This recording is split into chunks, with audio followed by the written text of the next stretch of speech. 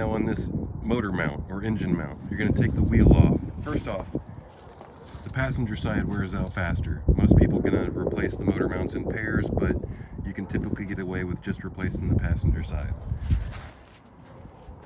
So you're going to take the wheel off, you're going to pull the fender liner out. You see this was damaged, so this is all messed up. But this fender liner pulls off like this after you get this out of the way. Two 10mm plastic nuts right here. Then we're going to go right through here, and there's going to be an 18mm. There's also a triple square in the middle of it, but the 18mm fits better, in my opinion. But you're not typically going to be able to get it on there, especially if the motor mount is worn out. Because this one, for instance, is very brittle and in pieces.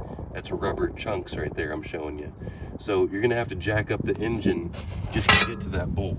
So I've got a bottle jack underneath there, and I'm jacking up at the appropriate location so that I can gain access to this bolt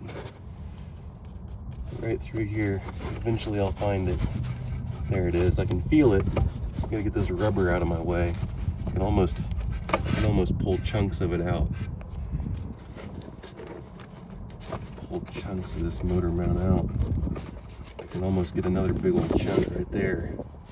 Yeah, motor mount. It's all that vibration. You're going to feel the vibration in the cabin, and you're going to feel it, or you're going to see it with the engine. Let's go ahead and try to stick our tool in there now.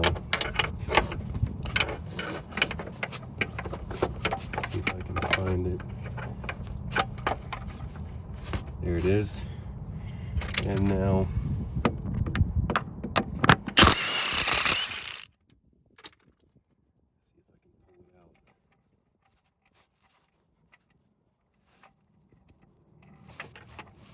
we are. There's our bolt. See, triple square and 18 on the outside. Now we got to get these two bolts out right here, and then there's a connector. Some of them are electronic motor mounts, and then there's two bolts down here. In a different video that I just published, I show you that sometimes these bolts down here can strip out on you, and you got to be extremely careful with those 8mm triple squares down there at the bottom. So I suggest always using 3/8 drive, even though the most common size for those 8mm is the quarter drive. And in this particular case, you know what? I'm just gonna go big or go home, even though I wouldn't recommend. Maybe the impact is the best, I don't know. Sometimes a good little jolt will give you what you need. Both of those came loose, so that was money. Didn't have to do something crazy like weld a nut to it. In my other video I show that. So now we got the engine supported a little bit. I'm just gonna zip these out as well. So we're gonna come around here and throw our 16mm on here and zip them out with the impact.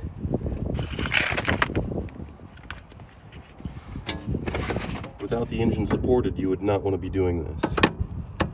So that one. Alright. Let's yank these out. Man, I make this look easy.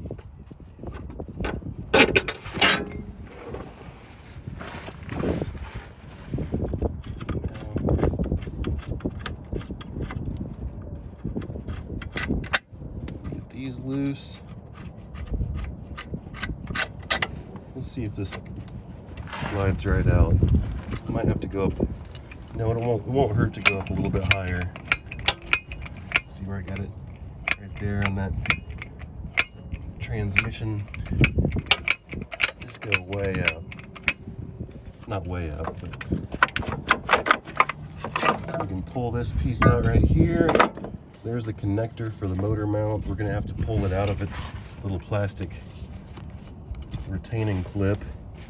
Comes down in this case. Well, let's just unplug it first. Just pull it out really. And just put that piece back in. Yank our motor mount out. Let's see, let's go up a hair more.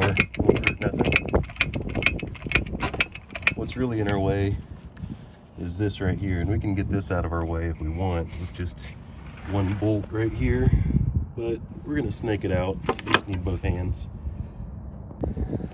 And here it is, the broken motor mount. It has seen better days. So installation is in reverse of removal. Got it from here? All right, like and subscribe. Quick story time on this A4 right here.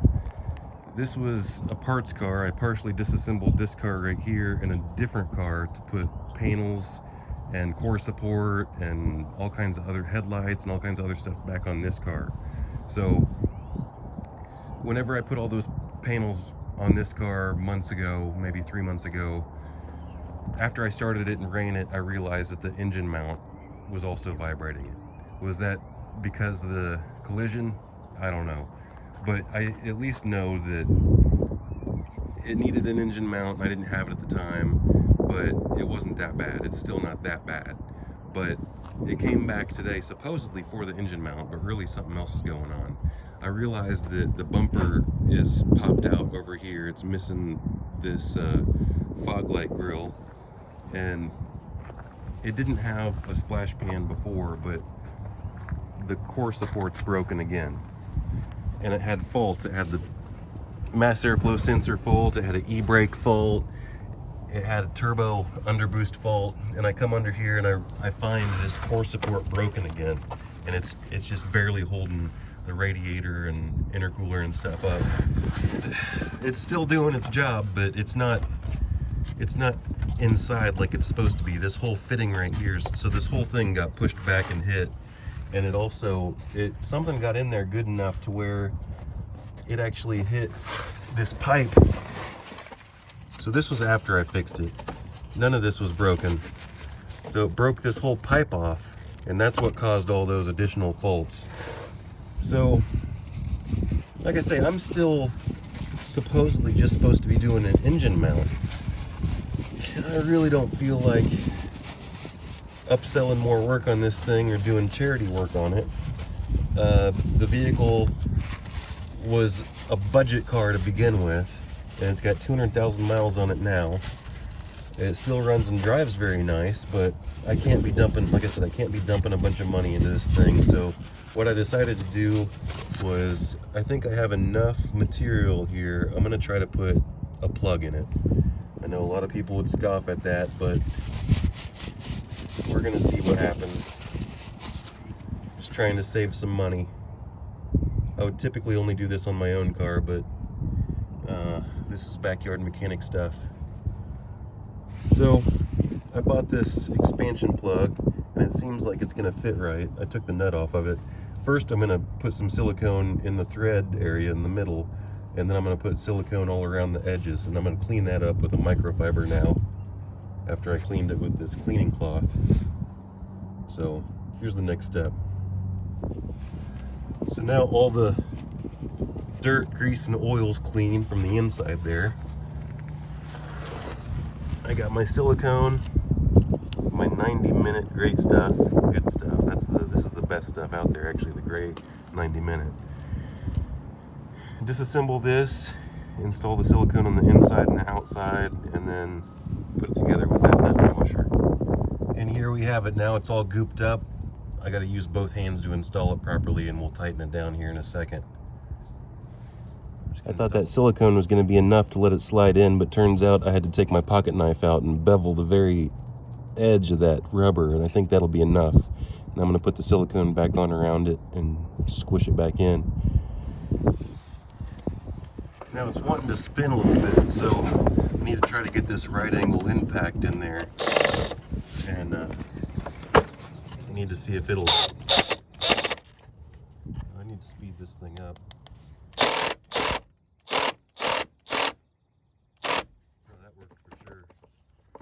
That worked for sure. I got lots more. It swelled that thing out. I don't think I got to worry about that thing no more. Almost think I actually went too much and I might stress the plastic. Now that's what I'm worried about. That's what I'm worried about. I think I might go off a little bit. Look at how much that rubber's swelled up.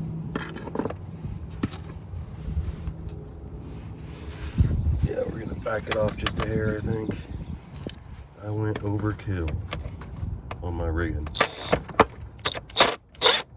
I see it unswell.